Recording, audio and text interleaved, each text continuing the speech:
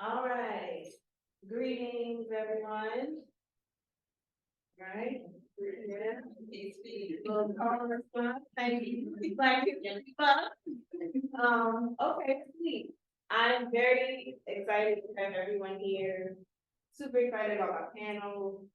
Excited about having a host here, Jay, which, she'll jump in and share about herself. Excited to have the audience here, those here in person, also those as well on Zoom. Thank you for coming and showing yourselves, being present for this presentation.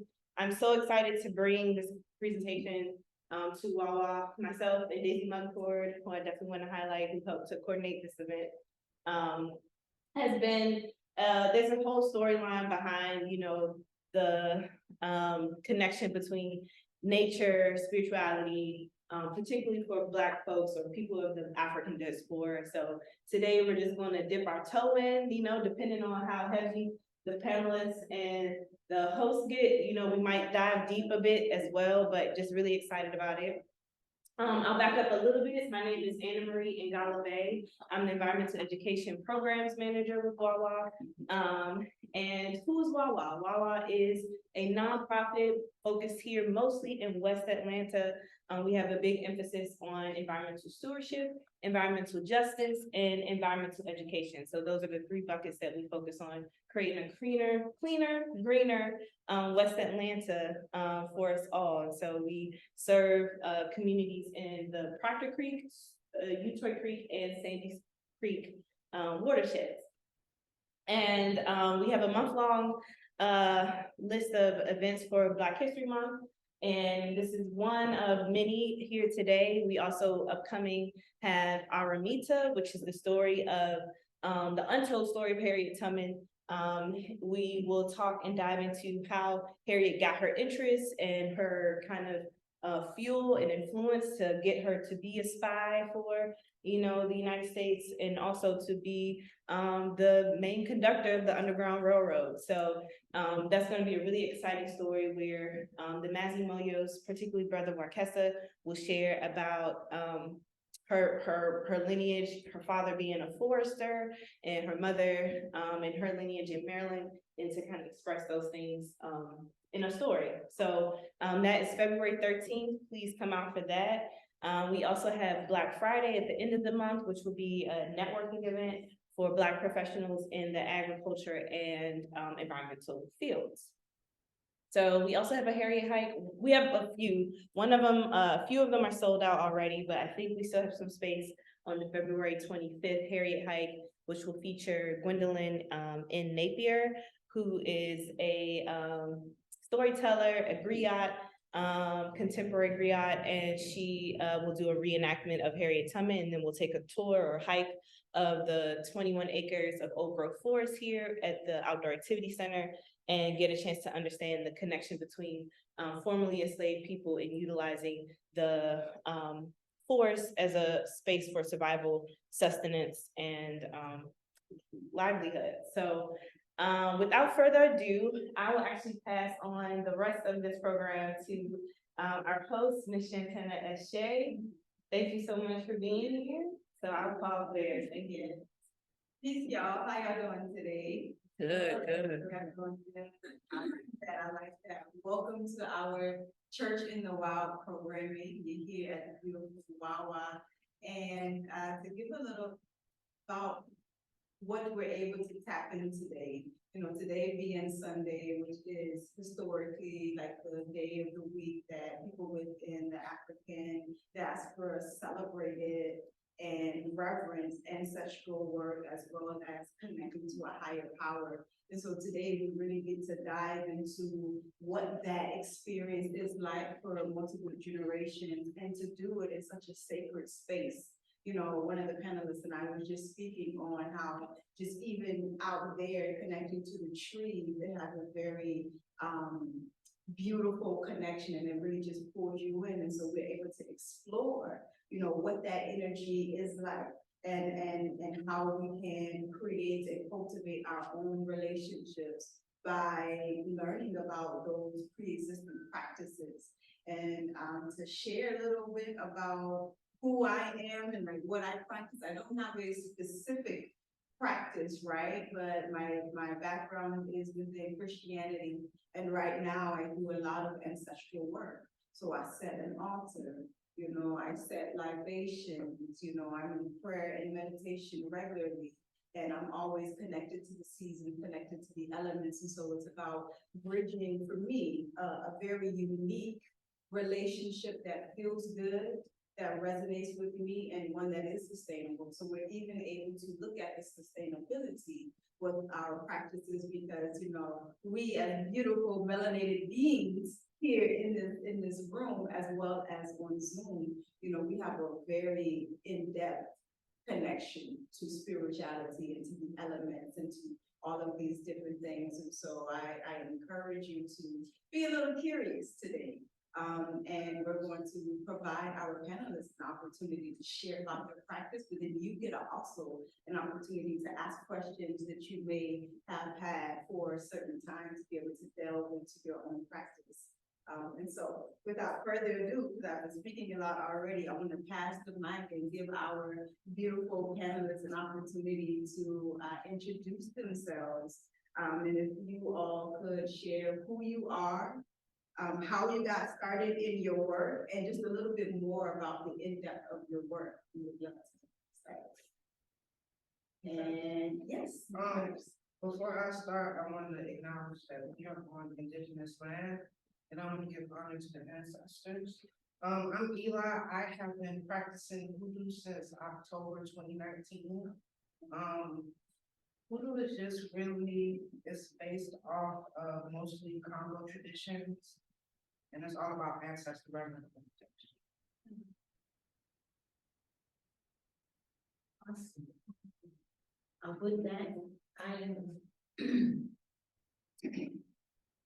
Dr. Shako.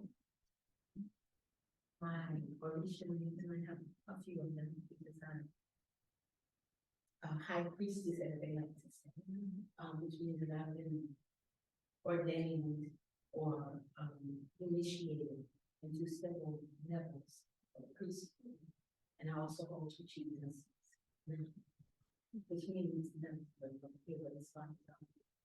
it's like the club that you can join an invitation. And I was first. Now, how I got on this path, I was born with innate gifts, you know, and the kind of things that, you know, people would tell me, tell me about it, because they're gonna lock them up, they're gonna leave you crazy. You know, my mother used to say that about you. I don't know. I don't see that. But I know Claire, what are you, Claire? What are you doing? All the Claires. I like to say I'm from Clairfield. I never tried to be without it because it was always a part of me. I thought everybody did. When I was a child, I would start to listen to the children, because as a child, I would say, well, somebody's sitting there. And of course, I was sitting in the children. I don't see it in the children. I see the entity, the beings, the ancestors, and all of them. And I used to be a little afraid until actually they would tell me what to do. And I had a neighbor, she was very old, and you know, the neighbor with the wall was in her yard, in the beginning. You don't go out of the door. You don't say anything except excuse me. So she had a box of toys in her house. And she said, in the house, because she was right next to my brother, I was like, oh, I've never been in the afraid child. You know, sometimes I see the monsters back up on my head. But she helped me a lot. She knew the room. And she would say, I know you see things, and when you're bothering me, you just start speaking and telling me to get out. So I did. And I was bothering me. And I was maybe about 7. And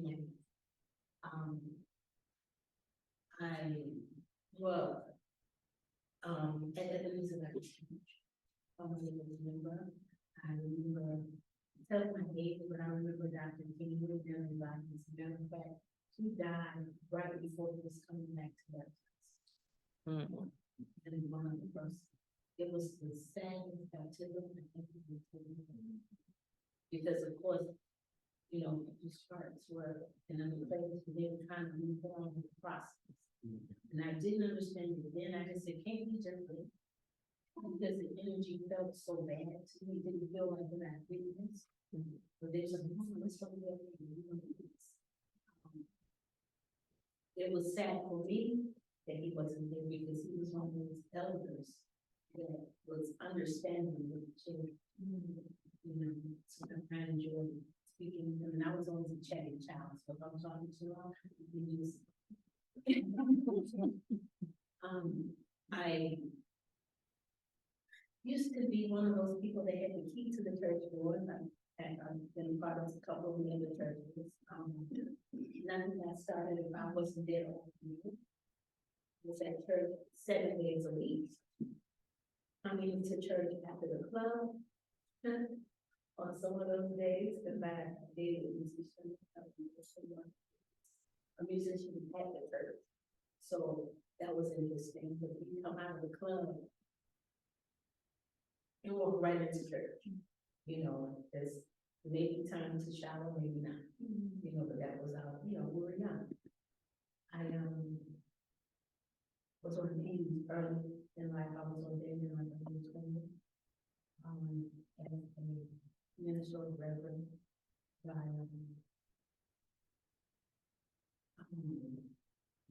well, she's an apostle, Rosa Arnold now. And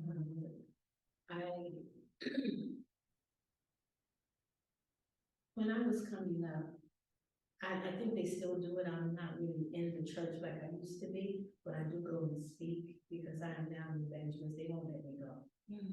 You know, they understand what I do, and I had to teach them that what I do is not demonic. You know, I'm a priestess in the Yoruba tradition of Shango, and I'm Iyanifa, which is the next thing going. The chiefess is to be in Owa, which would be a king, but of course, I don't want to do that. Period. Thank you. So I'm Reverend Michael Malcolm. I'm the founder and executive director of People's Justice Council, as well as executive director of Alabama Complete Power Line. We work in the intersection of climate justice, environmental justice, and faith. And my way of getting there, I'll talk more about it when I'm doing the answers, but I joined that. I actually was looking for a job. And happened to see this cool job description rather than I applied for, and started doing this work. And I didn't realize at the time that cool job would become the best calling that I've had in my life.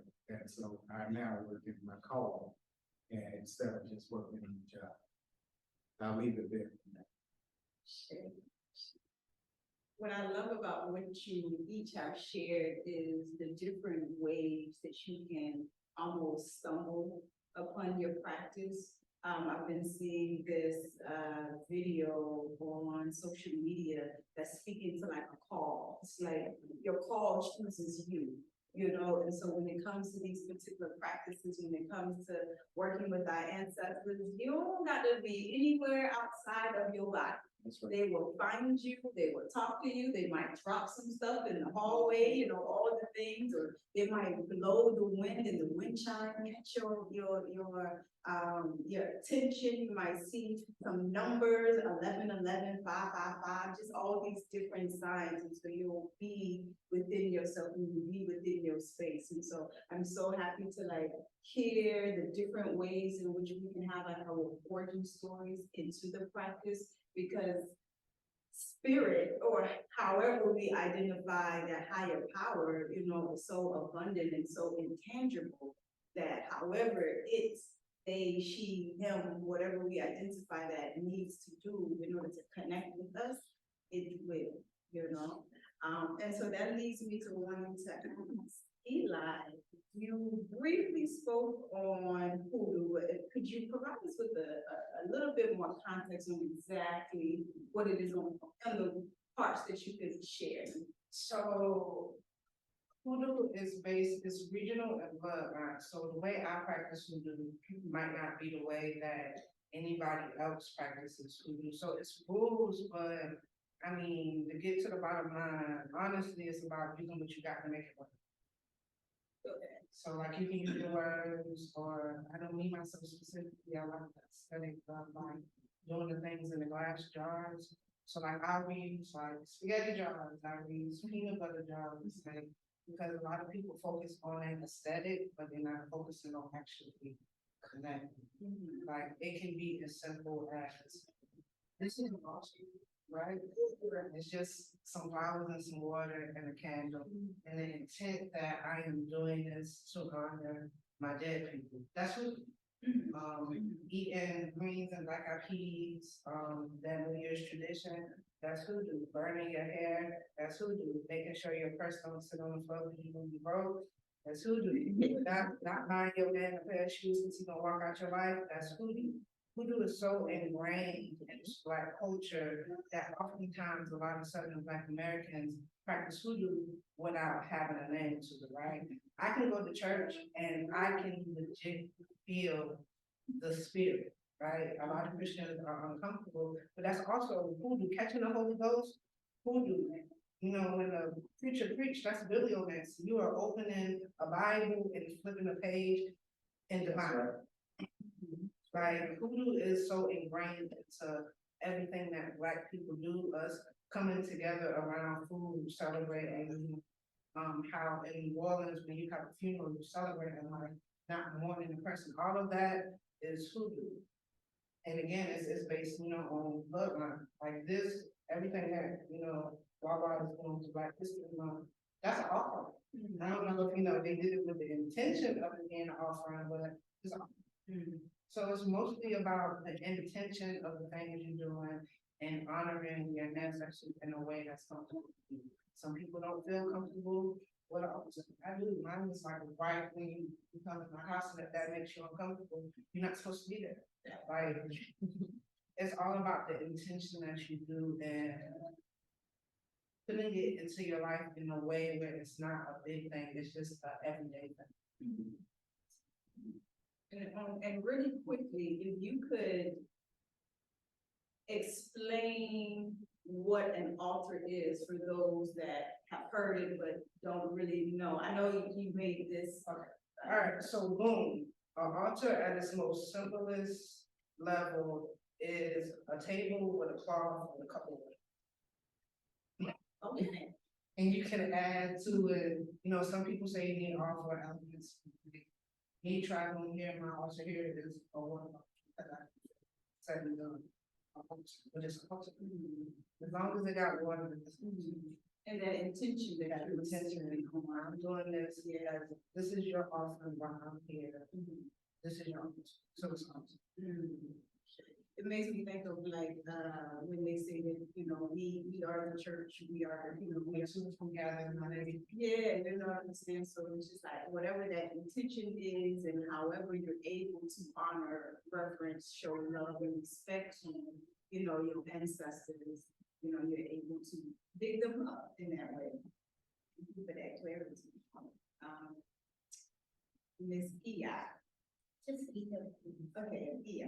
Ia, I mean, you just say it's Ia means mother. Okay. This is for the design. Okay, that's how I'm song.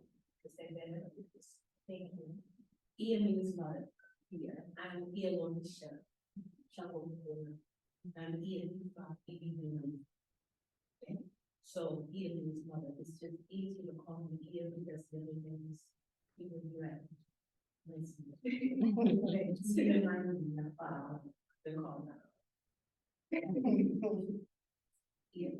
Okay, and so my question to you is, what is Yoruba and the Ifa practice? Okay, Yoruba basically is a culture.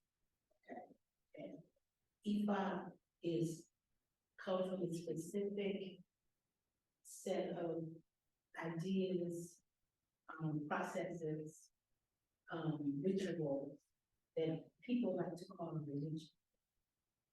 There is no specific, it's not a religion, so to speak. We practice is shape, or that will be maybe more call it religion. I practice traditional. So what that means simply is your the language, the people of Africa, Nigeria, and throughout, because understanding in Ifa is the oldest known religion that there is. And in Ifa, there are 256 ODUs, which we like to say are like the chapters of the Bible. Okay, and verses. And these ODUs, within those 256, they go back into, they check the origin of all the religions. You can check through Ifa where everything came from: Islam, Christianity, Buddhism, Hinduism. There's a Odu that speaks from that came. And the people, because in Yoruba speaks of a whole world view. It's not specific to Nigeria. You know, the culture of Ifa. It's not specific. There is no color. There is no status. You know, Ifa can be practiced by any people. A lot of people say, "Oh, it's a black culture." I said, "Well, you know, there are many Europeans in practice. There are many people that are Caucasian that practice Mexican, Santeria, Kumu. Those are offshoot because in the slave trade, what happened in this diaspora, those that had a little bit of knowledge kind of got to do what they got to do. You don't have what you need to come up with whatever you can use in its place to continue being who you are and what you know. So it's a knowing, and it teaches you how to live day by day. It teaches you how to work with people. It's one of the biggest things. Is to character. That's what you're striving for. In Ifa and Sheshe, every day, you're striving for a close relationship with God. A close relationship with the universe, with the earth, with the atmosphere. You know, within Ifa, everything is there. We work with the wind, the fire, the water, you know, the earth, the animals, everything. Just like in the Bible, it speaks about, you know, the rocks will cry out. Rocks have a spirit too. You know, in our traditional world, rocks, especially when you do a sweat, they give their life so that you can detox. You know, so there's prayers that are done during the time to give thanks for that. So in Ifa, just, you know, it's very nature oriented. It leads me to a question that I think a lot of us may have some interest in, and that is, when it comes to your particular practices and spiritual system, what are the different ways that you use nature within that practice? And you all have touched on it, but I would like for each of you to just share a little bit of like the key ways nature is able to like accentuate your practice in your spiritual system. Well, water is the universal element. It's in a river that flows between Mark and God. So as long as I got water, I can make anything shoot. I mean, everything else is nice to have. I mean, you know, I can make jars and I can dry herbs, but as long as I got water, my voice can be stuff enough. And fire. Yeah, It's pretty good too. I am, as I said, water, like, water is foundational. Everything can take water. We use implements like HooDoo rocks to have points of contact. We use HooDoo, which is a fruit that comes from the palm,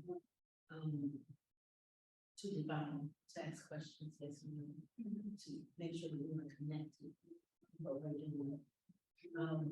Fire poets, we need that for warming, but when to move. That's going on. The deity going on. Water, we have several water deities. The top of the water being, job, brackish water, job. The deeper water being, so there's a lot going on with water, a lot of mysteries there. I think fires, I mean, metal, so that's how day to day we are appeasing these elements. While we're appeasing like Ifa or women will be considered Jesus.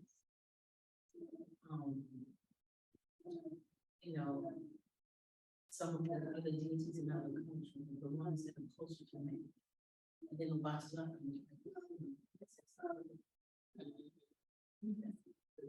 But they so we do that.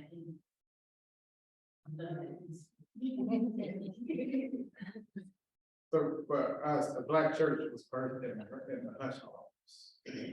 Our people have always cooperated with nations. During the days when America enslaved humans, it was that A.M.E. Zion preacher and a prophet by the name of Harriet Tubman who utilized nature as a way of freeing the people from cruel bondage of slavery. We baptize in water. When you go down and come up, it represents new life. The Black church of our ancestors understood and utilized the power of water as a spiritual and practical tool of salvation and deliverance. Yeah. And I would like to take it a little bit deeper with you in terms of a lot of your work is connected to, this has a connection between faith-based leaders and social and environmental issues. And so what would you say is the connection between the two and the significance of that particular work? Yeah, I'm glad you asked that question. When we look at the Genesis narrative, we meet a God who creates. The scripture also describes what God had to work with. God was working with a world that is descriptively nothing. It is a world that had no shape or purpose. The awesomeness of God in the scriptures is that God begins to speak. And that which wasn't existing, did not exist, rushed to come into existence. And things that were disorganized, purposeless, got in order and began to serve. Then God created humanity in God's image, and God gave us assignment. We were assigned to cultivate or care for what God created. God created an ecology, a system of regenerative relationships, and we are to care for it. Everything God created has a purpose. Most things fulfill that purpose. We are the exception. I'm gonna say that again. Everything that God created has a purpose. Most things fulfill their purpose that they were created for. We are the exception.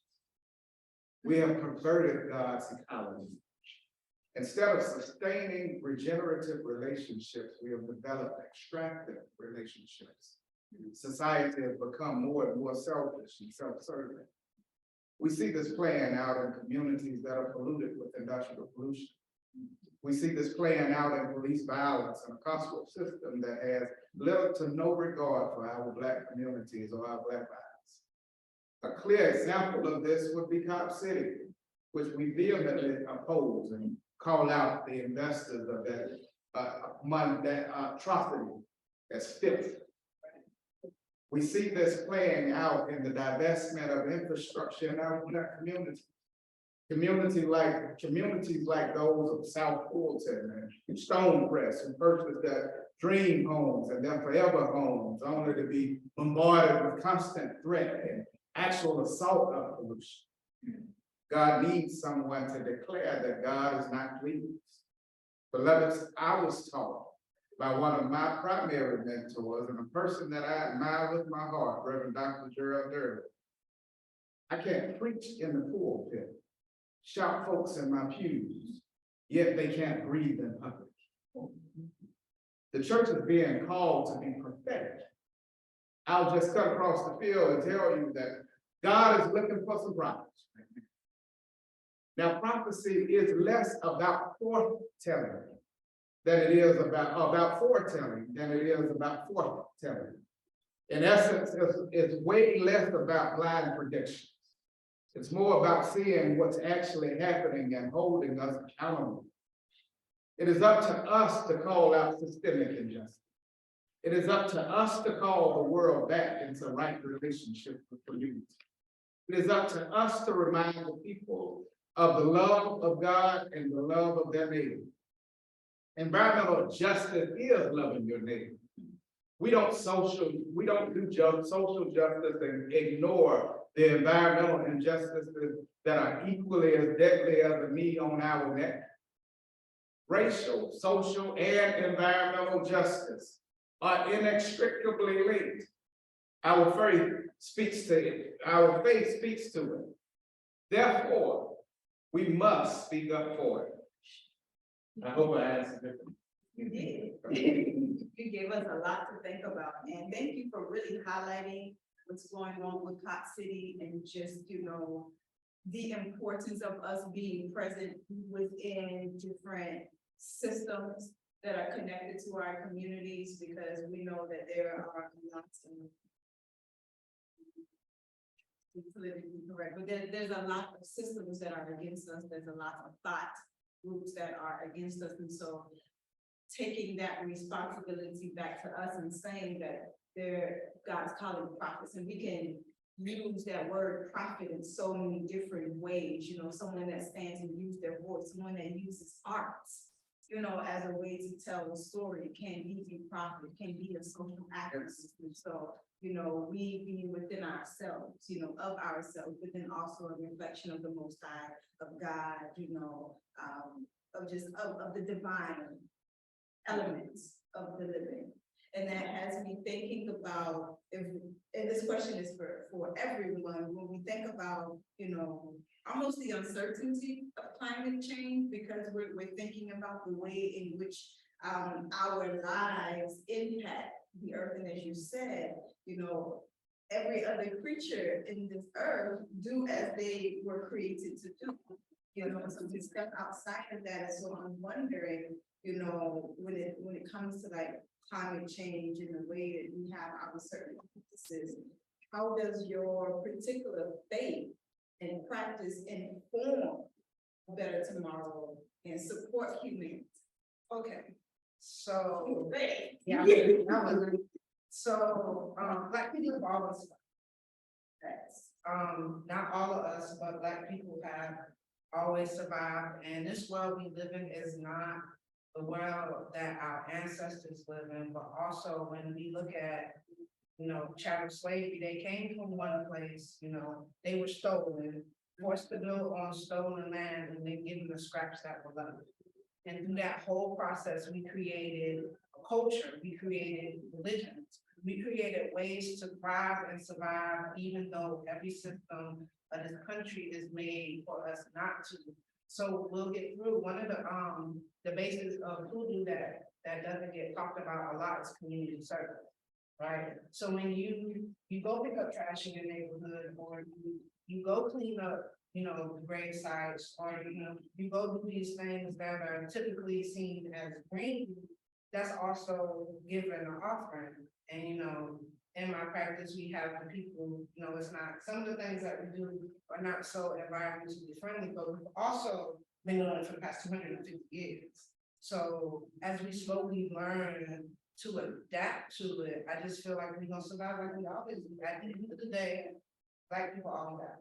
All we got is each other. And if we don't take the time to put past the differences of, genders and sexualities and religion, we're gonna suffer, because as it gets harder, they don't care about us.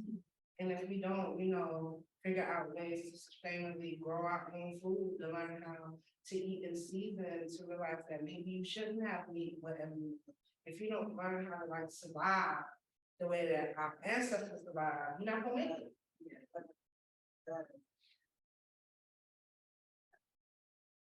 How we move forward, any problem, being at one, being one with earth, the elements, and each other is it. And that's what it is every day. We're learning to better. Your character is important. Every day that I pray, I ask a question. You know, my prayers are is there more that I should be doing? And then we do it by combining the use of that. There's a way to read that if you want to know. I mean, that's like, how do you say, my contact, when confirmation.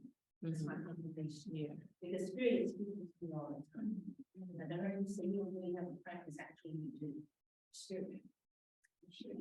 Yeah. Spirit control and spirit movement is first. Because that honors our ancestors, that honors what's around us. Sometimes you may think it's an ancestor talking to you, it may not be an ancestor of words. It could be a tree. That's how it seems to be done. Yeah, I've had rocks.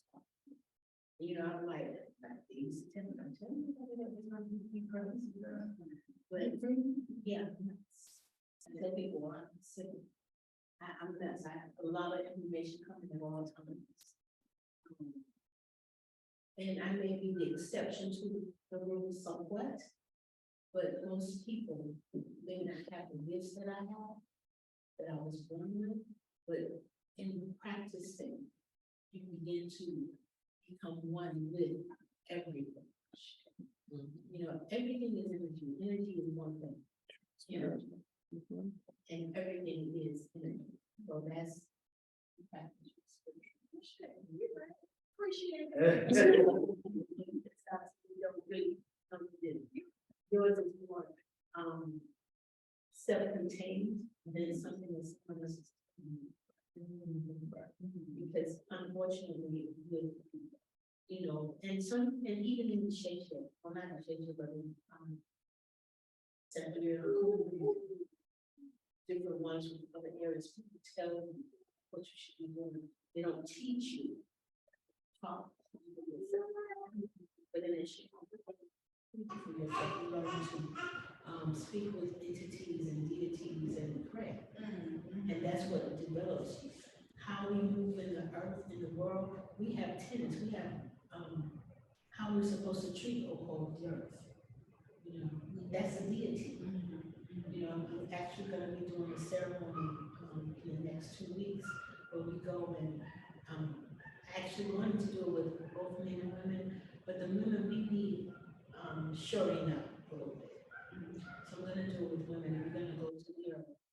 We're going to walk around and do a prayer. It's going to be really nice, but every time I do it, it's just amazing. I want to come back because things that we're experiencing with health issues. It's because we're going against the grain of who we are. We don't know how to get back into who we are. The men don't know how to love us and show us who we are. You know, a lot of that is a combination of slavery and separation. You know, I didn't know this separation, divide and conquer.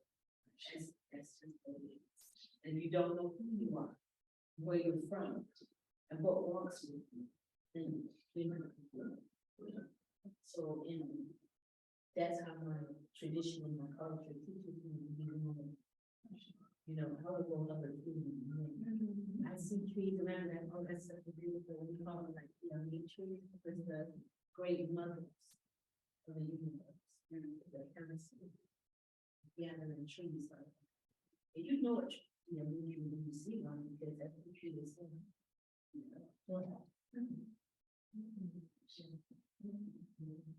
Did I answer your question? So my faith provides me the courage to fight. In essence, hope brought me to the fight, but it's my faith that gives me the courage to engage. I believe that God, that God who created also sustained.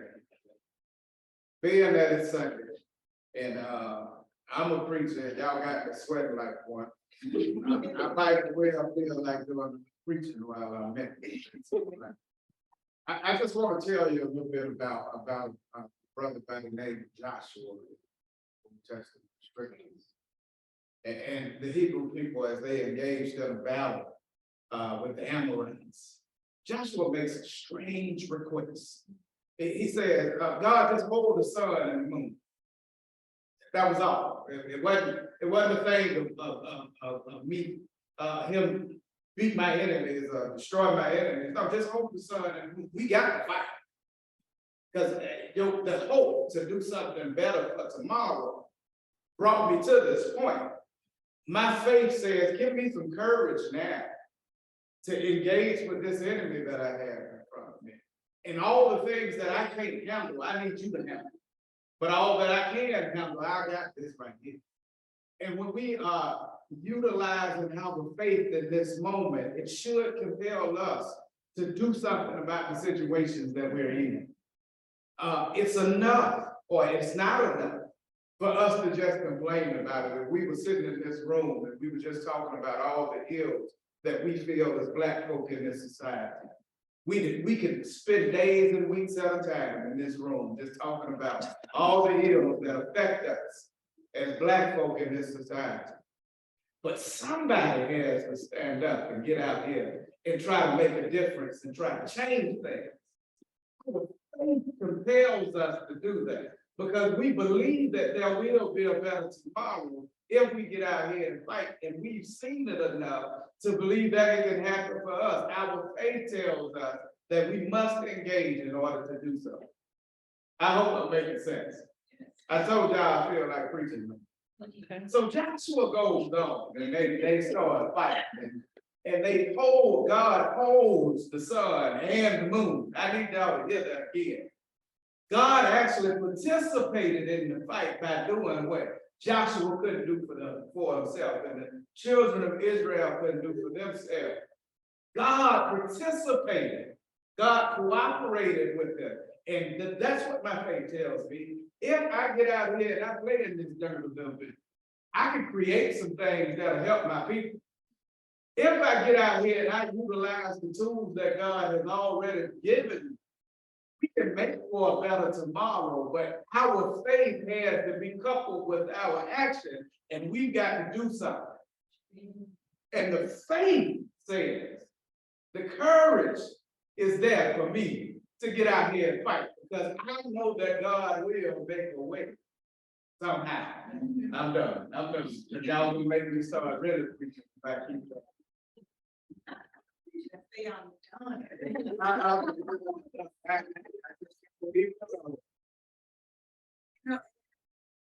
What I really like about this particular segment is that we are able to see the different, it's like a recurring theme of being able to see the different dynamics of spirituality. You know, kind of like starting at the base level of the elements and the intention and like the very, foundation.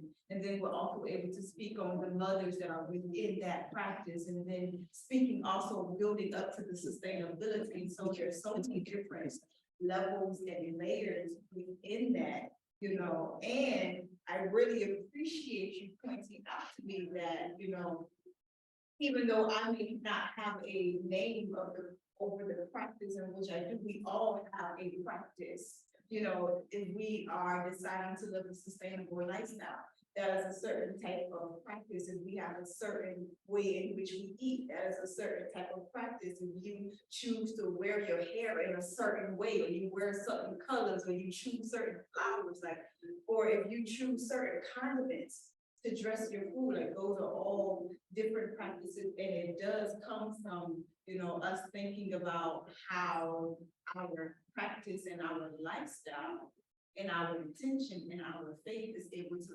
propel life, especially with us being, I tend to think that we are the original people, not even think, the original people. And so it's just the reality is, if humanity is going to continue, we gotta get our stuff together, you know, and since the beginning of the beginning, we've always been connected to the highest power.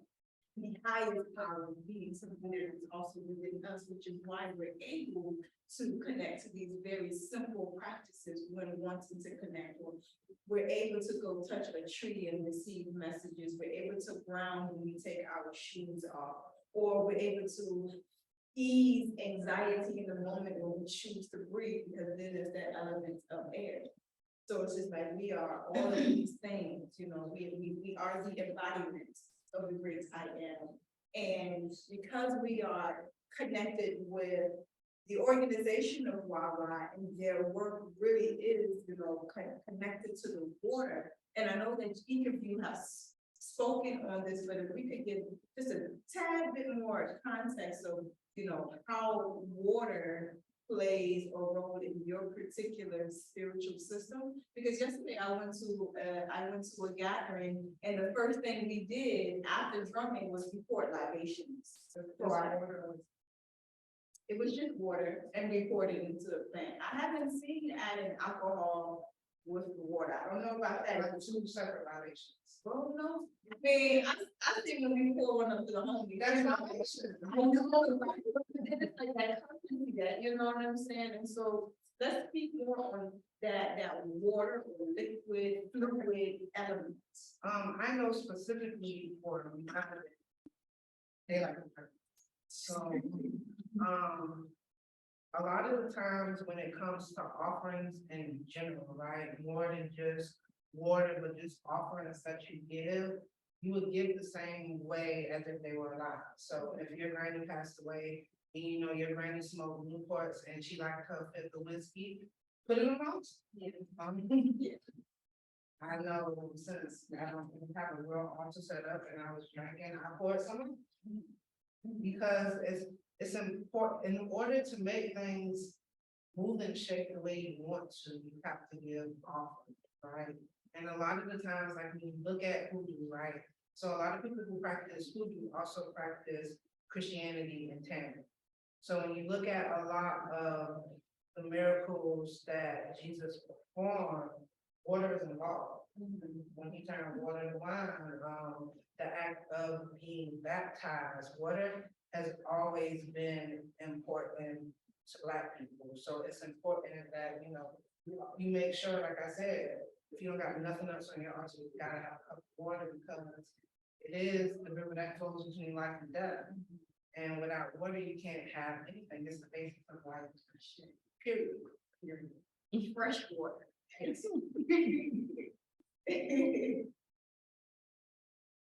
My practice kept using. I'm waking up, you know, I get up, I go get a bowl of water. I get a plate, I put the bowl in the bowl of water. You know, this is how it's called. I make prayers. Water is life. You are 90% of you in water. If you don't drink water, you will die. Now, God in His infinite mercy gave us an out. We are on an island and we can't even see it. It's going to be a coconut. Now, coconut can be inconvenienced given to you. Don't get it twisted. Coconut is life. Even when babies are born, you want to be out. Your milk is sustainable. Coconut. That's coconut is like. So water itself cleanses in what I do. I make soap. You know, some people like to call it juju. I just call it my influence, the things that give you and I make that spiritual influence. And like, people are like, it's really bad for me. They're like addicted. Like, okay, you can do it too. But what you want to get from me? Thank you. That's my store. That's not my sustain. But you know, you can cleanse with water. You can remove things by water. If you're having a particular rough moment, going through something, and take a glass of water before you go to bed, pray. Set an intention, ask what you want, God, I'll come and really working with this financial situation. And if you will allow God, get out of the fight with something, really fight, just let them just watch the family. They will bring you what they need in this called miracles. Miracles are every day. There is no order of miracles with God. It can be something small, it can be something big, but miracle is your birth. People said that I had a doctor tell me one time they were and I almost lost my mind. Pushed them out of the room. I said, no, you can't talk like that over me, no. Because the God that I serve doesn't know all they want to do. And my mother needs a miracle to wake up and leave this hospital so she can be healthy. And then when we get homeless and we can have a little bit of time, then that's what's going to happen to me. Not going to happen to them. The nurses will like, need him doing this to me because it's another thing.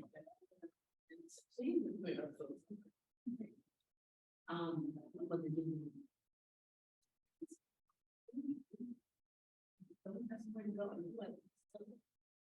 grab her stuff up and the cardiologist, the head of the cardiologist said, I don't know what you're doing, but you keep doing it because whatever I got is not. So my faith, my belief tells me that what I desire is within the confines of supporting me my highest and greatest good. And it's because I'm hungry in the place. It is me. So when we ask for something, we throw water. Because we say, we need to do it, and that means fresh water for the world, fresh water for the entities that are around, fresh water for my ancestors. I'm giving you fresh water because I want to be fresh in my life. I want to move to the next level. I want you here with me. I'm giving you water because that's what we spoke about apple spirits. Yes. So yes, sometimes we do have them on our altars, like I have a nice ancestral shrine. My ancestral shrine is my people, my lineage on that shrine. But I also have over to the side my friends that are on the other side. Those people that I may not have known, because through their life and I stand on the shoulder of those. So water is important to them because we always.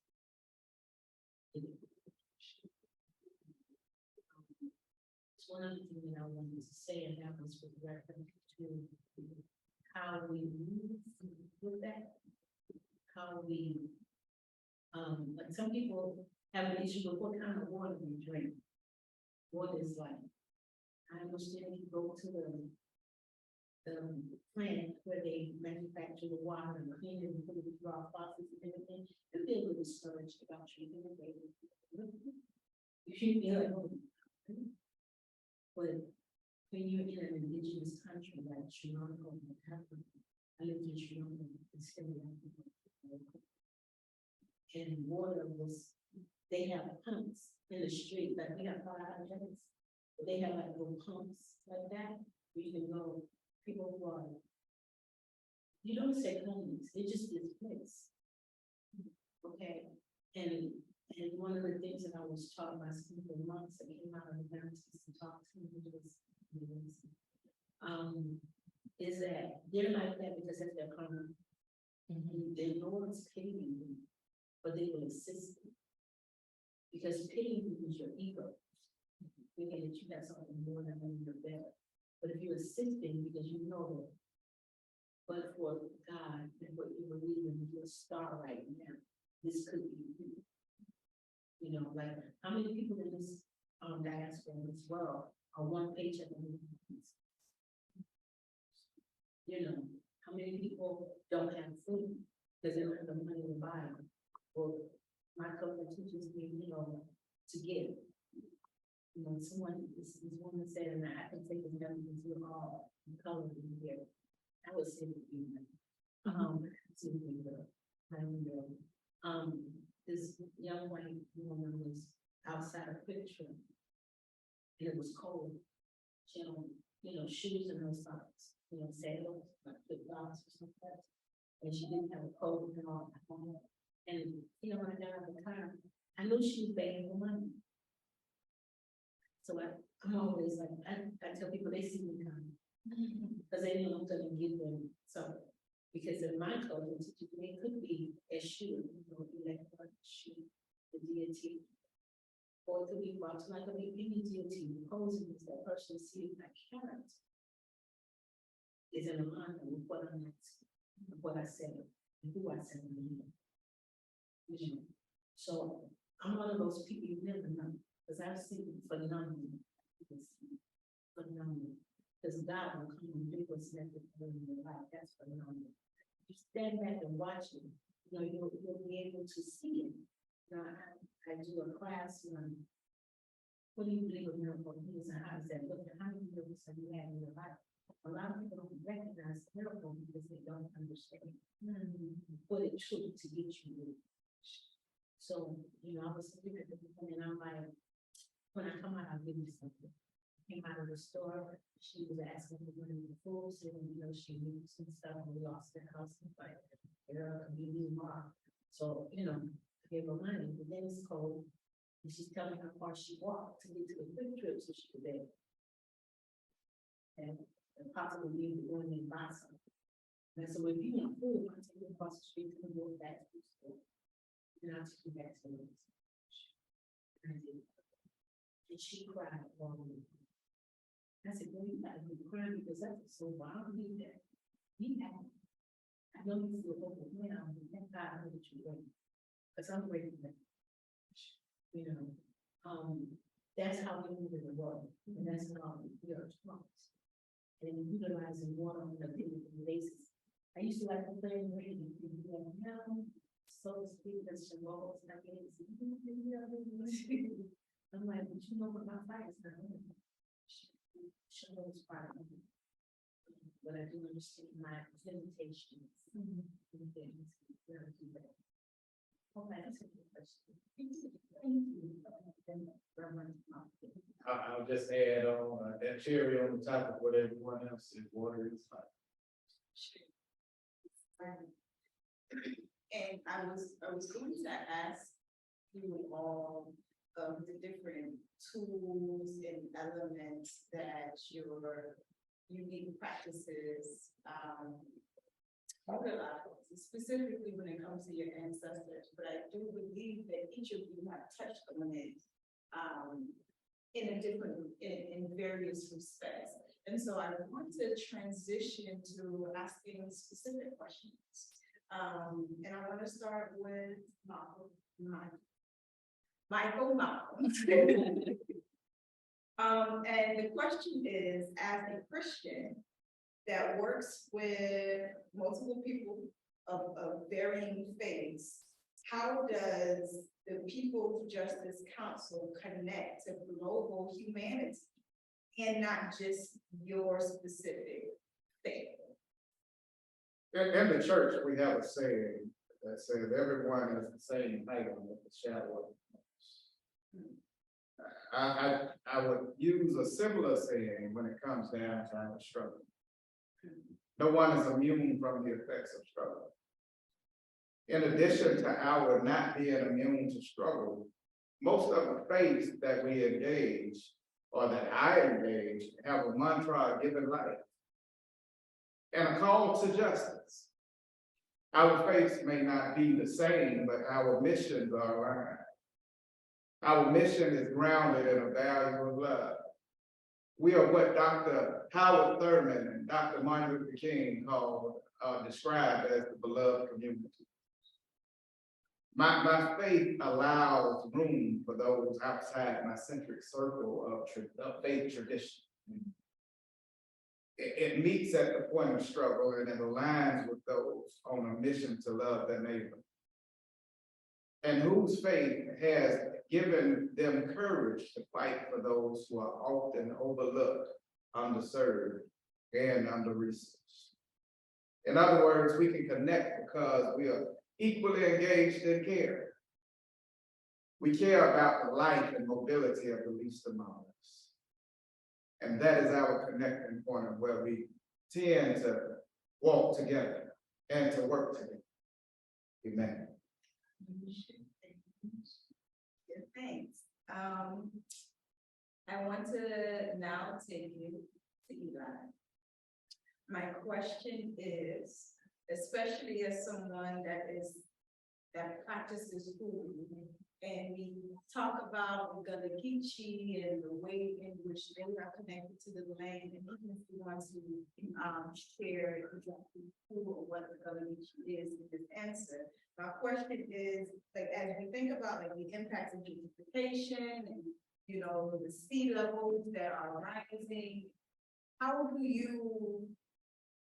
does the culture sustain itself as these different elements are impacting? So, my people are specifically from Savannah, so we have a lot of Gullah Geechee influence. But you adapt, unfortunately. Being from Savannah and being surrounded, by the Savannah River, it's the marshes and it's the ocean. The lesson that it's teaching is that when you have too much of something, you struggle.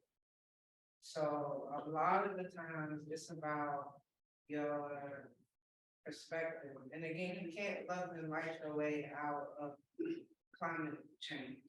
You can't go up a tree, you can't pray because faith without work is dead. So if you're not actively, cleaning up the river or, trying to eat as clean as you can and the budget that you got, because folks will be poor. And if you can't afford to be sustainable, that's not your fault. So like you have to figure out how you can help and still be able to survive, because it's a fine line. So I can, spend $150 on this glass Tupperware, but I gotta keep empty on the paycheck. Or I can use this plastic Tupperware that's probably gonna stay after 2 meals.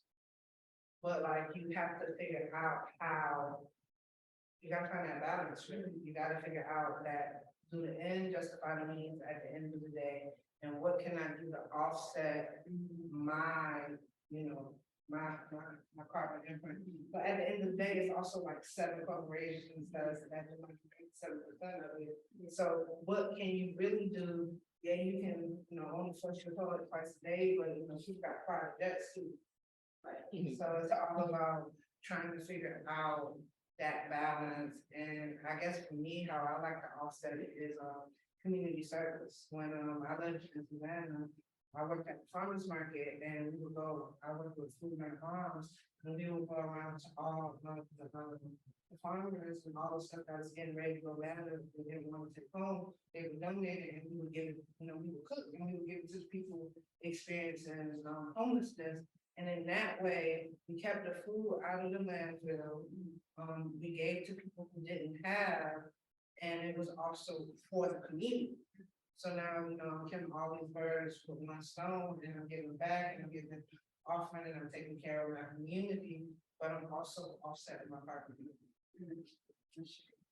Like that. And so you're speaking on how within your particular lifestyle, very simple lifestyle, how it can be sustainable, and really just using what it is you got. I mean, use what you got, the mindset it is you got. Yeah. And then Brother Michael Malcolm, your name, brother.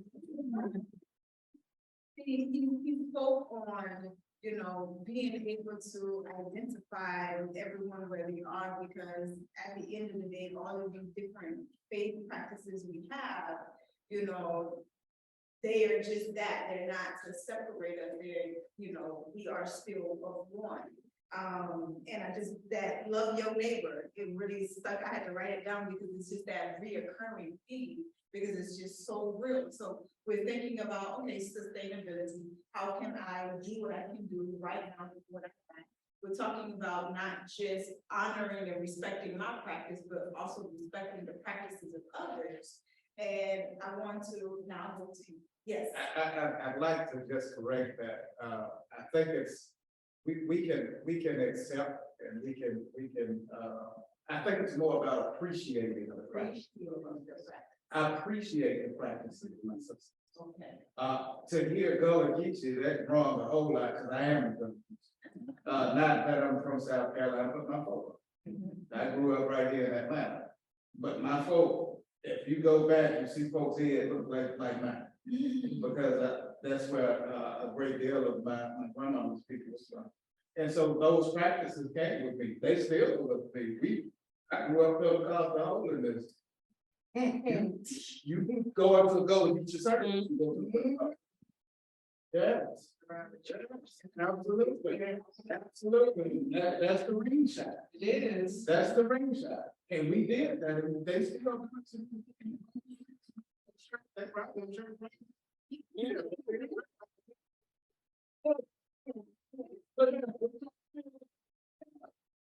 but you don't see them doing the same thing.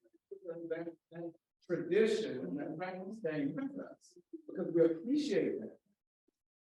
You see what I'm saying? And so for me, it's more than just accept. We tend in this country to accept one another. I wish we would move beyond accepting and go to appreciating. Yes. And so I want to add, thank you for highlighting that word. I want to shift just a bit, and ask, yes, okay. Considering that the EFOP practice is one that is a global practice, right? What are the elements of your practice that are preserved here in North America? And what are those parts of the practice that cannot be replicated or replaced here? Okay. Understanding that some of the things that we use, like this Obiabata, this is called Obiabata, the one I was chewing on earlier because I have been prayers with Shangolis from it. It's called bitter code. So it's two different things of the environment tools, also the holding mix. So things that cannot be sustained here or that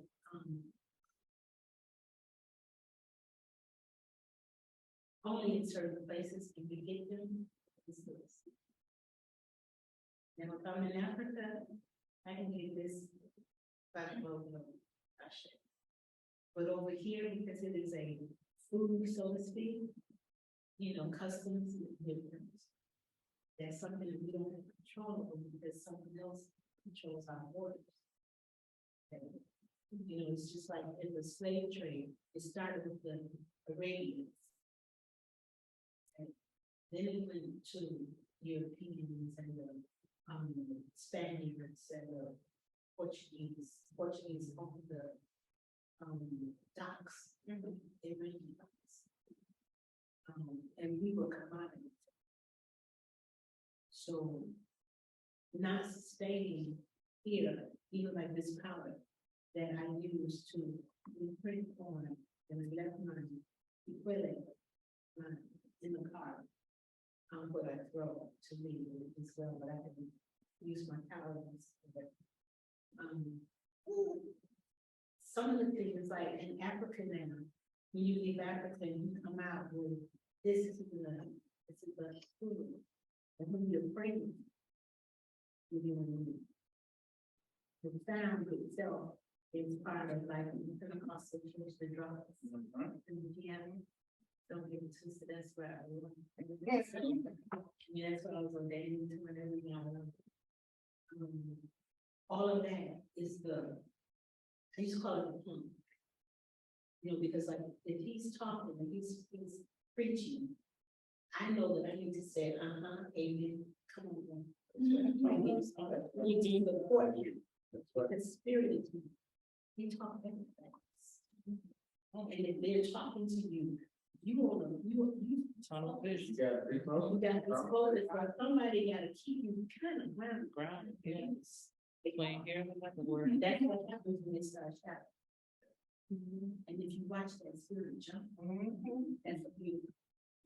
You know, I was jumping out, people, I don't want to get it, I love that. I'll be like, and you know, it's in there, you know, that you can hide.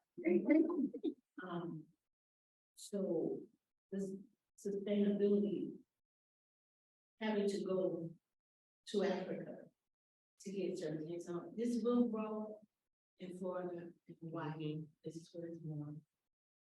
We're not going to be, people are trying to go into their house. You know, the first snow that cold, it's like, other things like, you know how even Christianity, you know, when Jesus went into the market, he threw over the table stuff that won't get me to do all that stuff. We have that. Also, there are a lot of people, especially now with the internet, that will tell you, I'm a priest and get these beads for me. And in Africa, these are jewelry. They are, yes, they are holy pieces. They're consecrated pieces. I don't let people touch them. What if they touch them? I don't way out because I just, you know, it's been my experience and most of the white people don't see them. Oh, what? Just like I'm not here.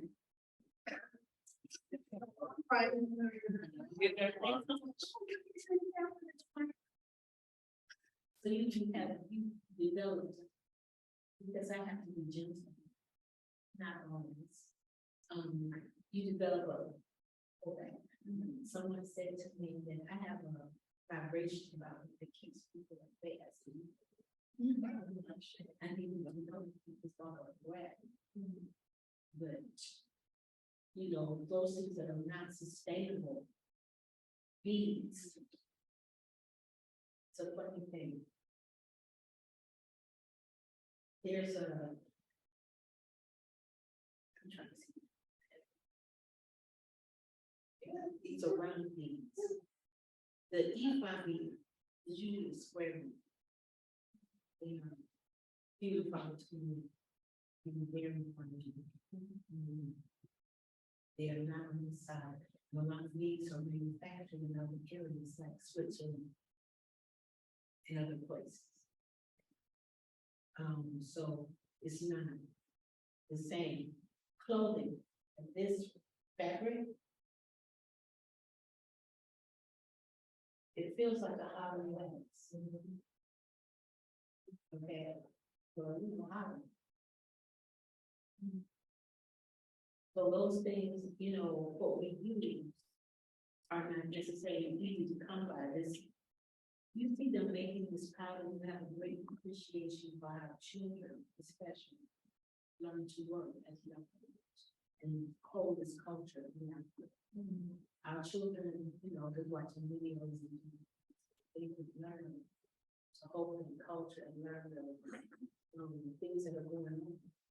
We will be there because we won't be inundated with seeing images and things that don't teach them about who we actually are or who they want us to be. So we will always be who they want us to be.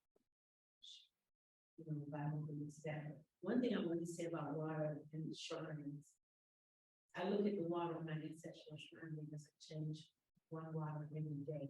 I have 9 glasses in my shrine. I don't change all 9 every day, but every day I change one. Specifically, if it's got bubbles in it, which is spiritual, that's a spiritual thing. You know, so knowing that when I leave a glass of water out, I got issues because I know that I won't leave it uncovered. I won't cover it. any water that's in it and it's covered, I feel okay with drinking, but if I leave it uncovered, I know different entities and spirits can come by and, that's your water, because one is life. I just want to give that. The rivers, pollution is a big thing. Not just here, but in Africa, they don't want to be. I lived in Sri Lanka. I was amazed at how people who didn't have a home literally lived in a shack on the side of the road. 20 people in the house. And that's a family. For cleaning. How they would go out to their pump. And the women would still have their clothes. They were soaked and washed. You know, it was beautiful. But they were so clean. Their floors were polished. They were mud floors with dumb. And then sprayed it down and they polished it. It has a shine like a new floor. You know, their feet are made of black based on what you're using. Well, you know that that's what it is in God. And how clean it was. And then we need to go to Africa and see down in the middle of the street because the garbage people were on strike.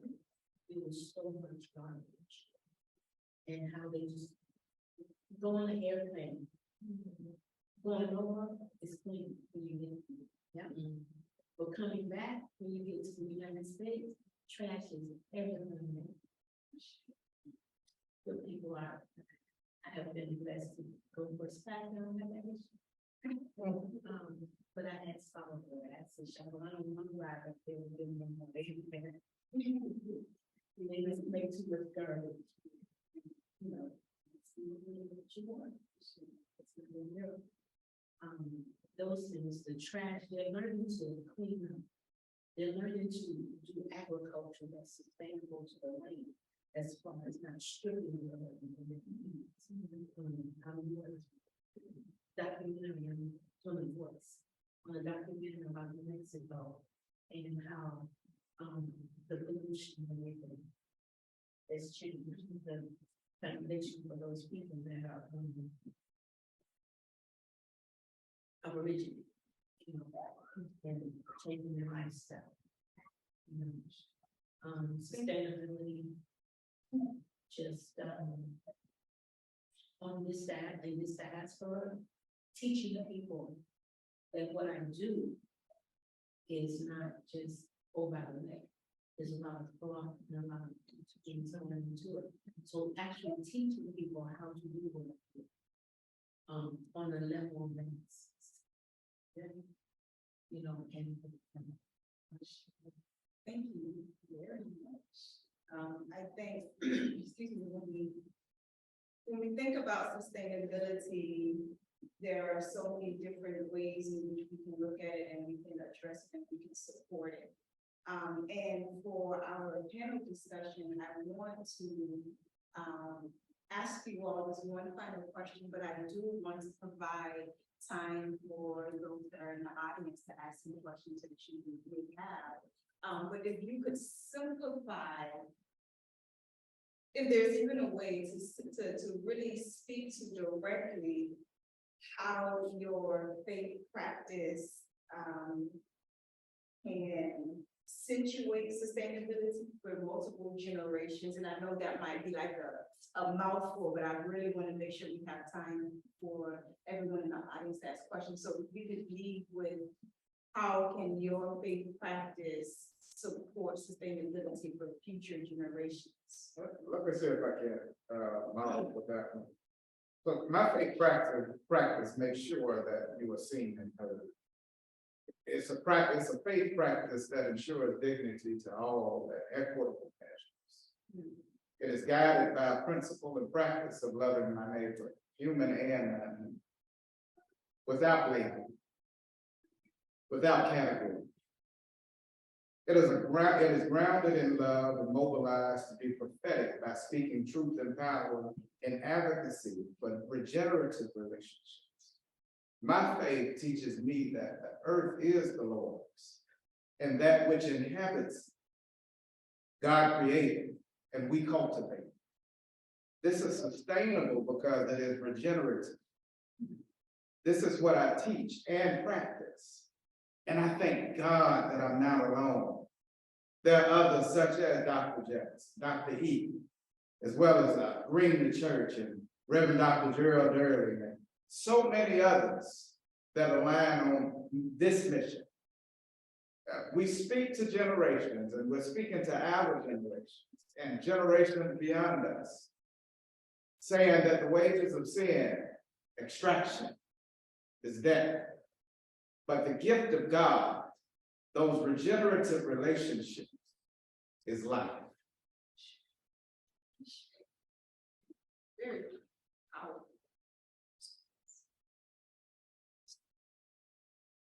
For VooDoo, you just kind of gotta learn how to be chaotic.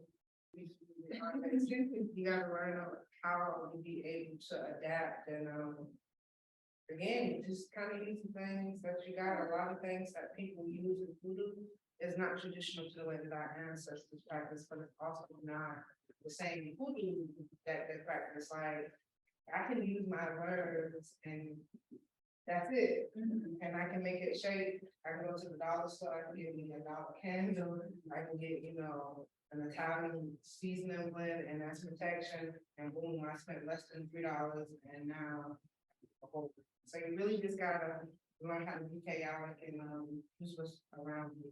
You gotta learn how to adapt to being able to adapt on fly. Now, if I don't have this, and my dead people did it this way, but I can't get this. What can I use instead? You really, again, be chaotic, kind of just make it shape and chaotic. And I love that you said my baby. I like that. I hope them.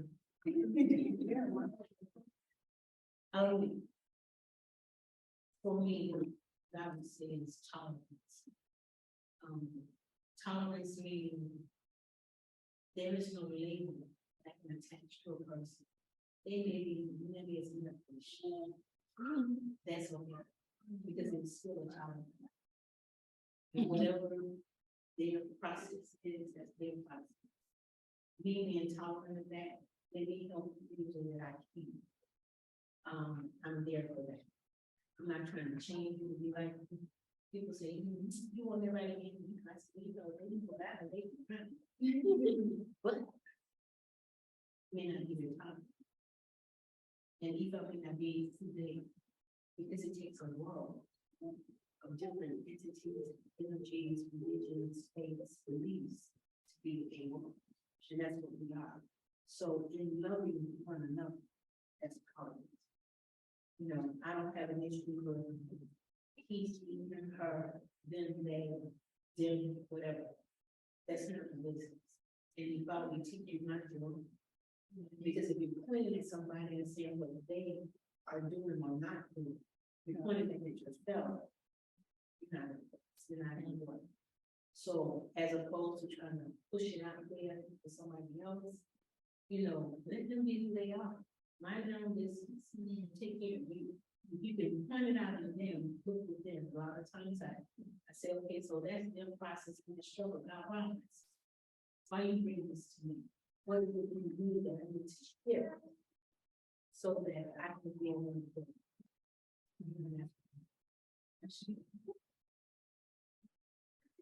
I think that's so valuable to say is the tolerance, because the tolerance and acceptance and appreciation and being chaotic and using what it is you got is kind of like the blueprint of how generations are able to receive what it is that we have right now, because it's not just about what our ancestors or our dead people did in the past, but it's also about what we do right now in order to reach 7 generations down the line. So being able to identify, what we can do right now to that allows love and light and peace and joy and strength and struggle and courage and education, all of those, it embodies, who we are, what we are, and whose we are, So thank you for providing such a dynamic space of education and imagery on what it looks like to just be full of yourself. And then also be able to be connected to larger communities of faith work, but then also the simplicity of the practice. And so with that being said, there was a lot of information that was shared, and I wanted to provide a space and opportunity for those that are within our audience. If you had questions that you wanted to pose to the panelists, definitely we'd love to hear.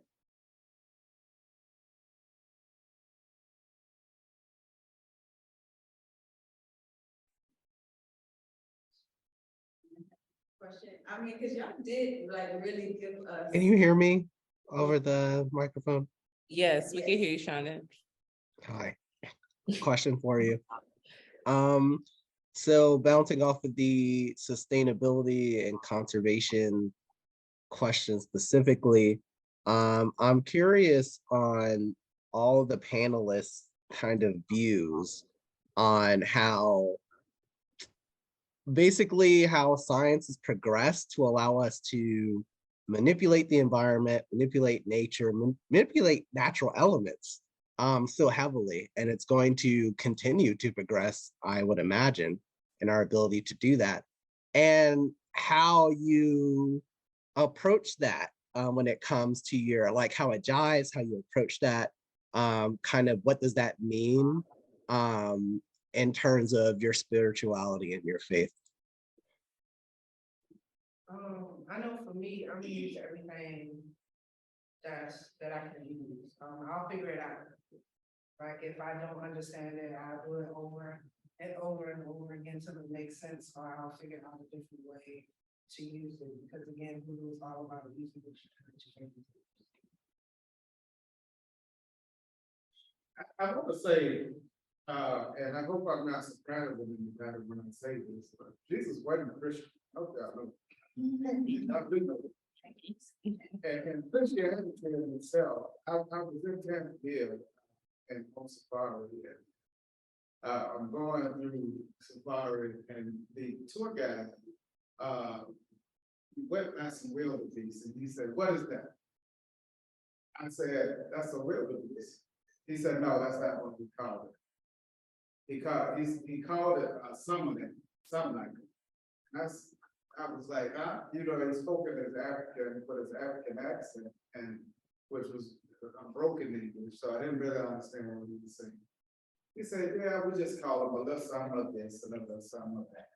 Because if you look at them, they look like a horse, but they got cow features, cow characteristics, and then they got camel characteristics, and so they have a little bit of this and a little bit of that." Christianity is the same way. It's a little bit of this and a little bit of that. Some of this and some of that.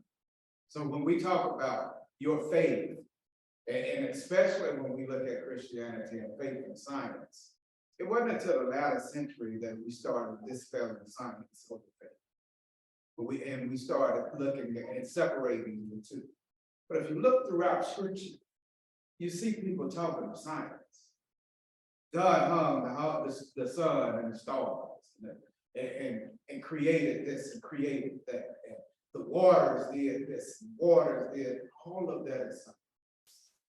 It all makes sense. We call it miracles because God just made a way out of nowhere, but God used the elements to make a way. God is a scientist. Why wouldn't we appreciate it?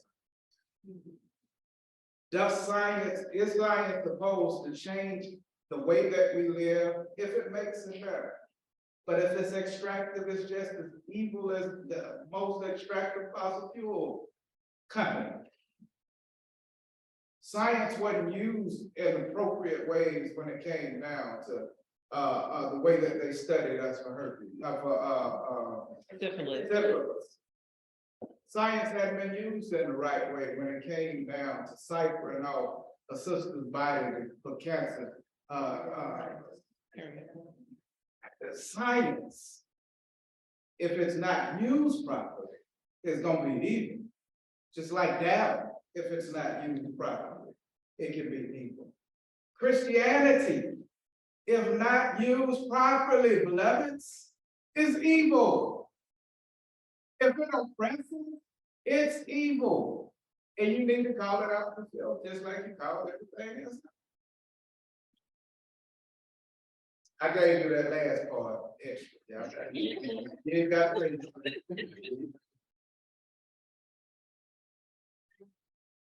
I think I spoke on what we do, as far as tolerance and teaching. It's important. We don't, I look at children, just the difference in the children, how children in third world countries may be taught differently as far as how, to see a 5-year-old cooking dinner in China outside on a hot plate. Going to get the mom, to get the herbs, to cook all of that, 7-year-old. Handling his business, probably mother and father, big work. But that's teaching. We don't, we just, hand our child a tablet and say, oh, just be busy. And they don't know how to interact. They're not learning how to be different, how to be sustained. Just throw your cup in the garbage. Where does the garbage go? What do we do? Straws, that kind of thing. So teaching is different areas. As a group of people, but we can do easily. Each one teaching. That's what we're doing for all the same numbers. Do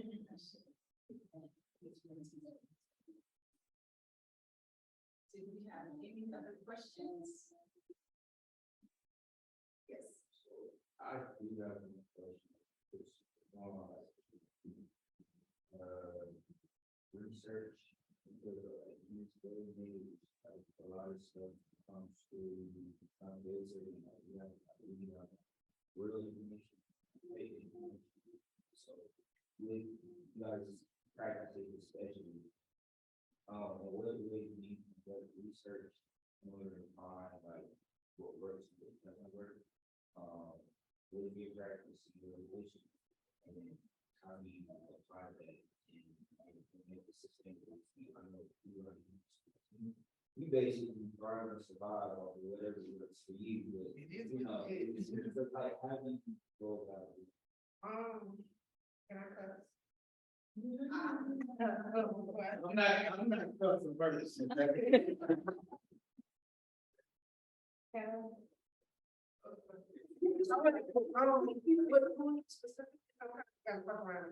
Literally. A lot of the times, you gotta talk to the elders and you're like, it's really like, it's your lineage. So like what I do is gonna be completely different from how you practice. So my dad people, they were Christian. So Christianity is all through my VooDoo. I use the Bible as divination. I was raised in the church, I was baptized, the pastors and the preachers was telling me prophetic gifts, etc., etc., etc. So a lot of my VooDoo is Christian based, but maybe your folks were agnostic and they just believed in a God. So you trying to use the Bible, it'll feel forced. Or maybe they were Muslim and it feels wrong using the Quran. So maybe holy books don't fit into your practice. Maybe your folks did a lot of left-handed work. And typically, that moral compass is not mine, but you got some people who practice HooDoo and they throw things. That's what they do. It's you really gotta talk to your others and figure it out. You gonna get into some situations that's gonna be uncomfortable and you might have to pay somebody to get out of it, but that's the only way it's chaotic. You gotta figure it out. I like what you said, in your statement. Talk to your elders. Full stop. That's how you learn. We as Black folk, better not, and hear me, I'm serious, better not lose sight of our elders. We can ill afford to lose sight of our elders. That's all we got for our whole understanding of life. White folk ain't gonna tell us. Can I cuss? They ain't gonna tell us a thing. They won't teach us. You gotta to have a relationship with your family. Also. If I could interrupt, we could not hear the question. Can somebody repeat what the question was to provide more context to the online listeners? We didn't hear the question that well. Can this mic reach to them so hold on just a moment. I also wanted to say that elders don't always mean you related to them.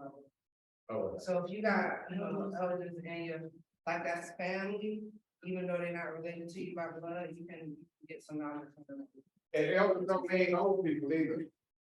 No, I'm serious. They don't. You got some old fools out here. And some of them y'all call their cousins, but I didn't say that. I didn't say it too much. But you do have some older people who aren't elders because they lack wisdom. Your elders are those who have wisdom that to impart in your life. And they can be 8 through 8. Just to repeat what I said, so my question was more about how do you conduct research on your specific type of religion or practice in this day and age, because a lot of people, or I would just say like the internet in general, like throws a lot of BS, and you kind of have to like decipher what's fake information from the real information. So I said, how do you go about conducting research when it comes to your specific practice and religion, and then how do you make that sustainable to you? So that was my whole entire question. What I wanted to say about that research is paramount. You have to know who you're talking to, who you're working with. There are so many people that call themselves allowance now, want to give me class that have never been fully initiated or were initiated. When you are initiated, you don't immediately become about it. There are lessons, especially if it's diaspora, you're not learning all your life. Now, when I'm in Africa, I have someone who is now 11, maybe he was 4. And he's a bigger babalao than most men that I knew now. Because he's been doing it all his life. He can sit and change, he will correct the people that are elder to him, but they recognize him as a mother. You should understand. So I see a lot of it. The research being, there weren't a lot of books when I started with this. I've been doing this over 40 years. Tells me. But there weren't a lot of books. It's a word of mouth. Now people are beginning to write because there's so much out there that is not complete. Now again, Santiago Kumi, those in Brazil, and those things are coming from history of people that were enslaved, moved away from what they knew, got together, and did what they could do, found this that could work for that, called it this because the slave message, like you were talking about flowers and something, and okay with that, but this, high level of it. Now people are going back to shape tradition by the drones. They don't expect people on a daily basis, but you've got to do your research. Just the other day, when someone was showing me someone on the internet, said, call me out and do the religion for you. And the way she was marking, VooDoo. So if you don't know, you don't know. But you have to ask questions. What's your lineage? Where did you study from? How long did you basic?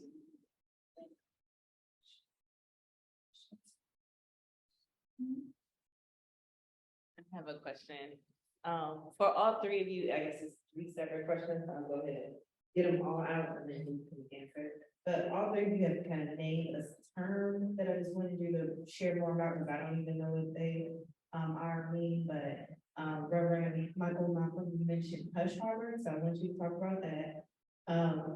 Yeah, I want you to talk about Shay Shay. What is that?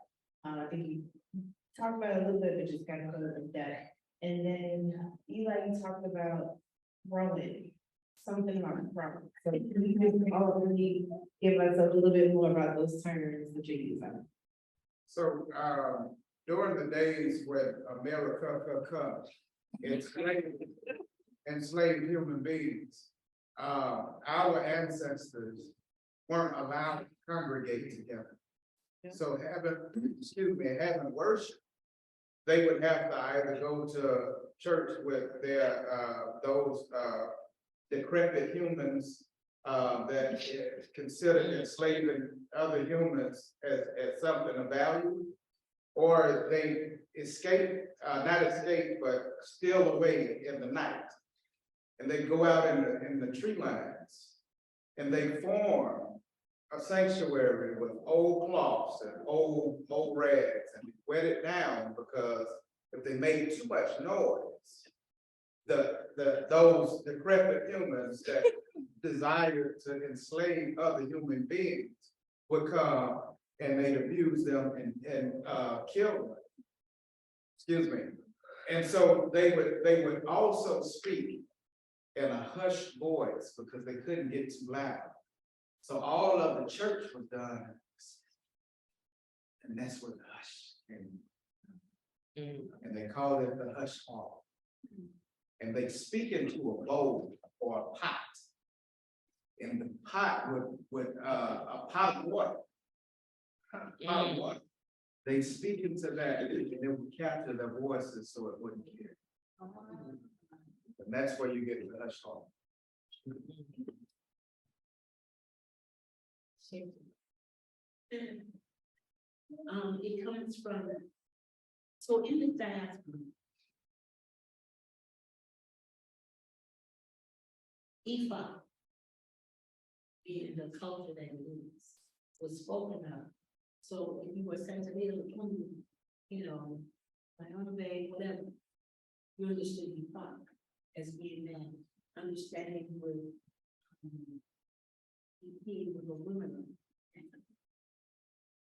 Isheshe is that, but it is practiced in a traditional manner, not with all the things that they had to hide to practice. So, like, when I draw powers, I read them differently than, say, someone who's practiced centered on food. Okay. Because I read them according to the Ikea, or the equivalent, which are the 256 ODs. The 16 people do it, and then they're combined, it becomes 256. And those will do on the patterns, right? So in the Shakespeare, we honor the earth.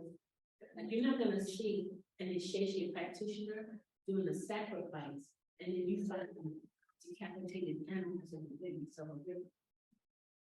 You know, how it comes up in the news, you found goats, food heads, and chickens in the street. You're not gonna see that. Because in the Shakespeare, that's food. When you do a sacrifice, people eat. You know, like this young lady that tells me she has some food. I know sacrifices when they're going on, and she's not far from one of the temples, and they will give her chicken. They will give her goat. You know, what you're sacrificing, because you can't eat it all. I am vegan. I do eat fish because I travel so much. Now they have a lot of meat.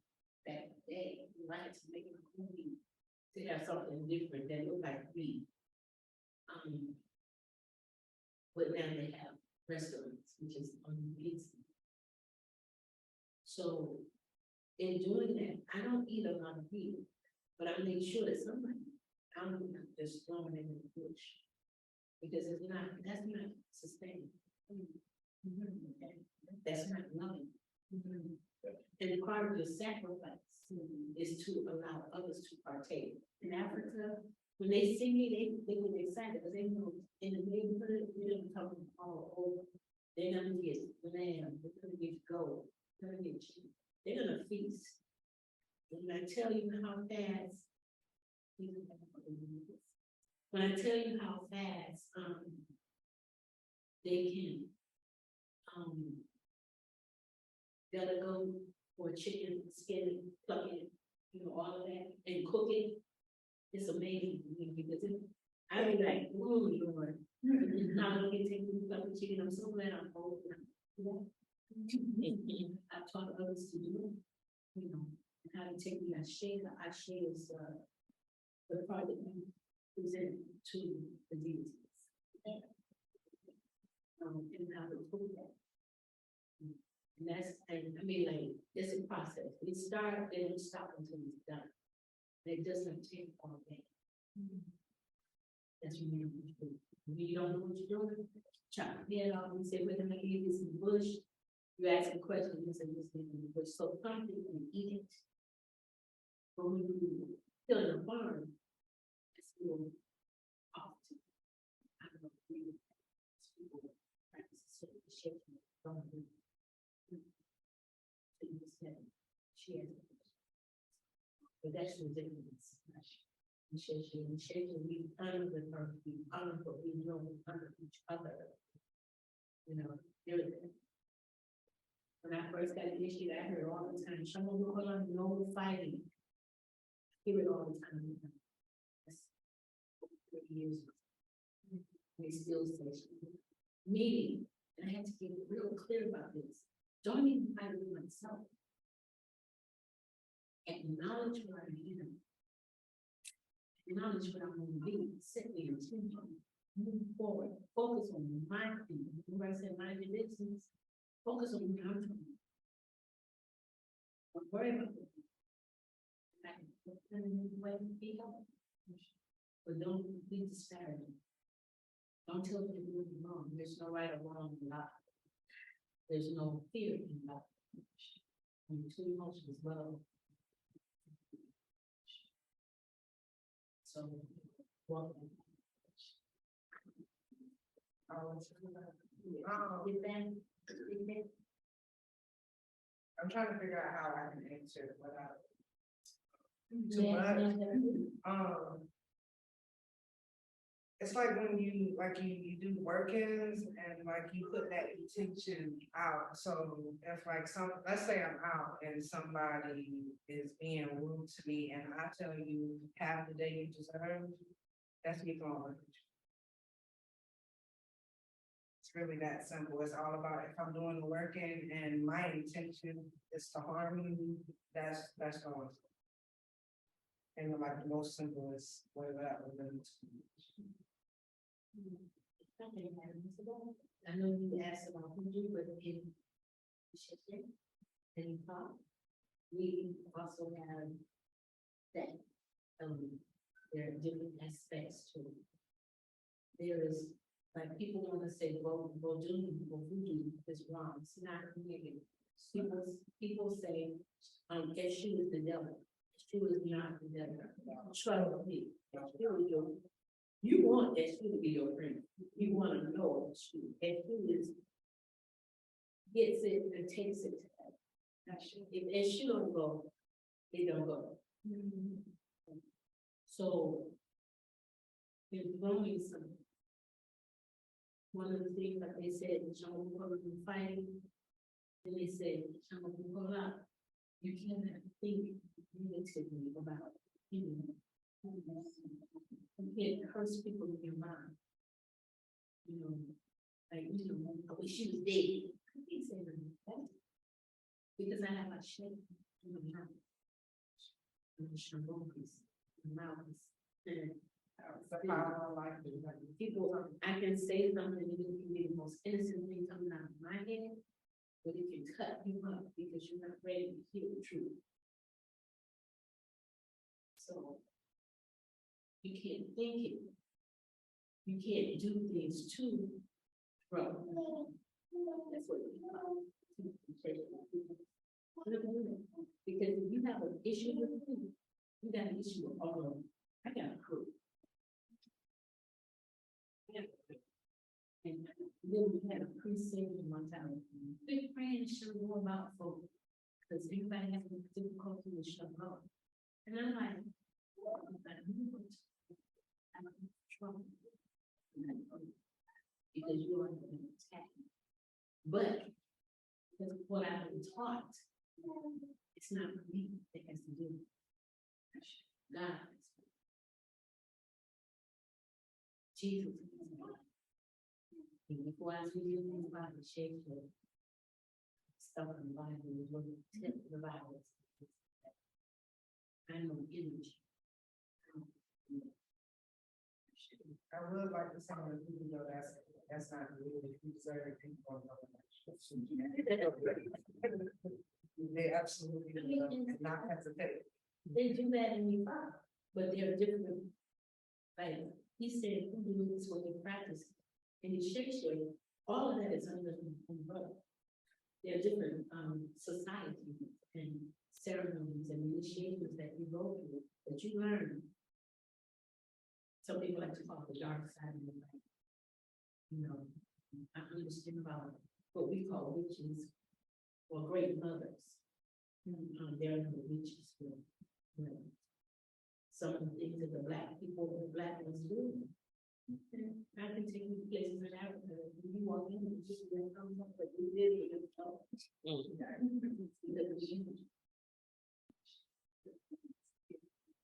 I think that this conversation has been very full when we think about the main theme and concept of church in the wild.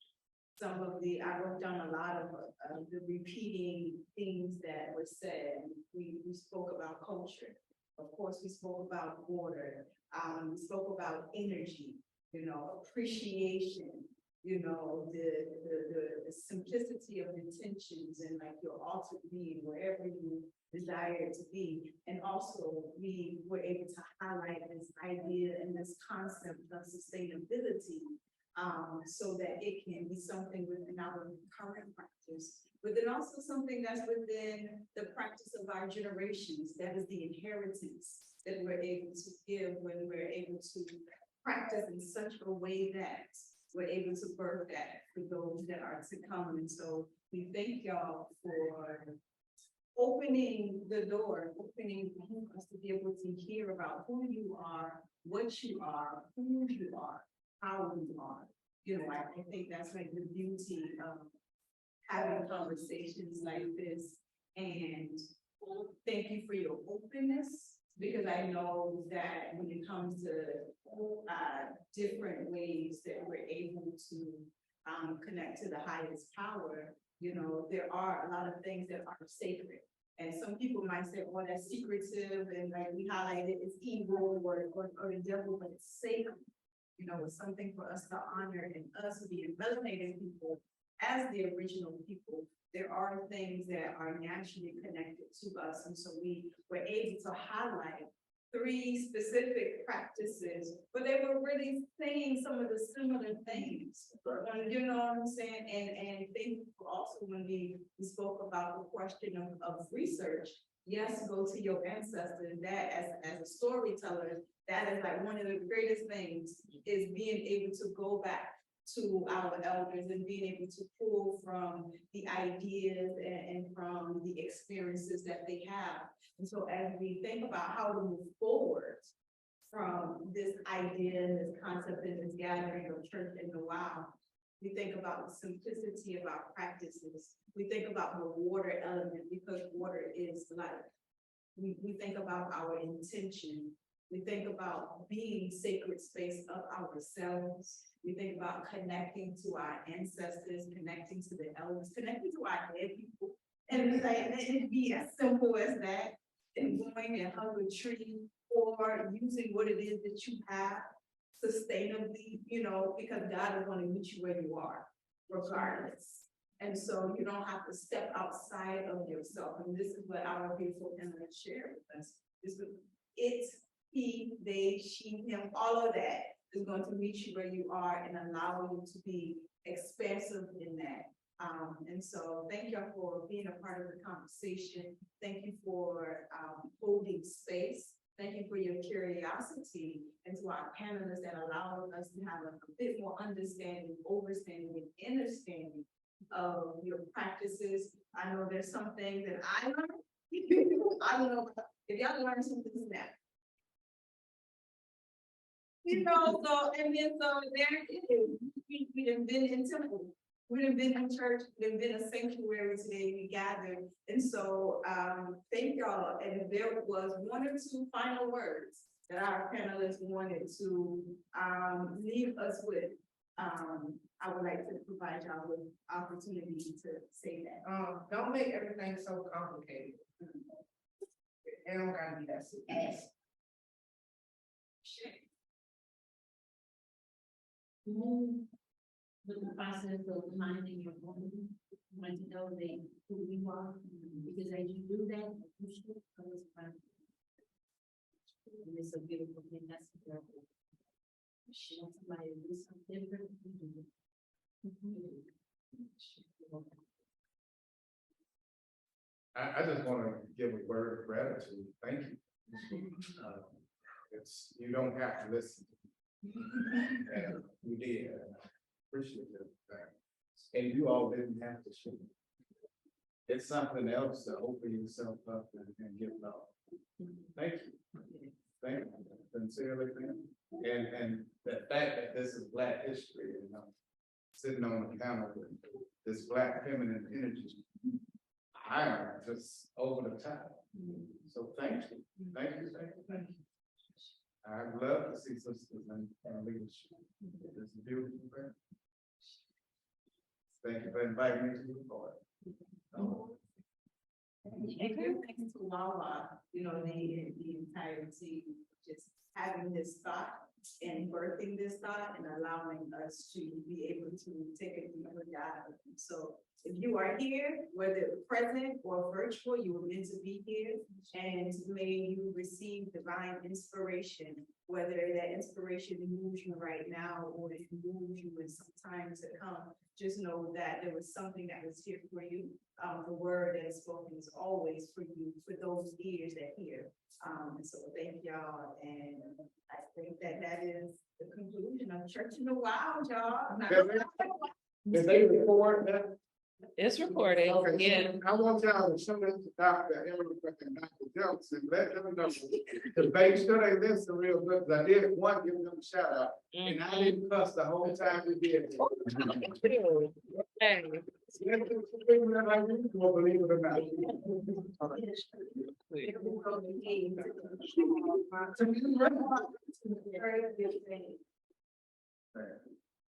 Y'all.